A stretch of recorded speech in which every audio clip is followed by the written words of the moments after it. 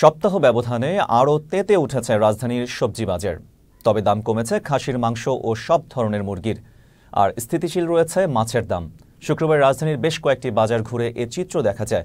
সপ্তাহ ব্যবধানে কোনো কোনো সবজিতে দাম বেড়েছে ৫ থেকে ১৫ টাকা পর্যন্ত। বর্তমানে রাজধানীর বাজারগুলোতে বেশিরভাগ সবজির দামই ৮০ টাকা ছাড়িয়েছে। আবার কিছু সবজির দাম ছাড়িয়েছে ১০০ টাকা। এমন অবস্থায় এর সঙ্গে পাল্লা দিয়ে বেড়েছে পেঁয়াজ এবং ডিমের দামও। বাজারে অপরিবর্তিত রয়েছে মাছের দাম। বাজারে প্রতি কেজি রুই ৩৫০ থেকে ৪২০ টাকা, কাতল ৩৮০ থেকে ৪৫০ টাকা।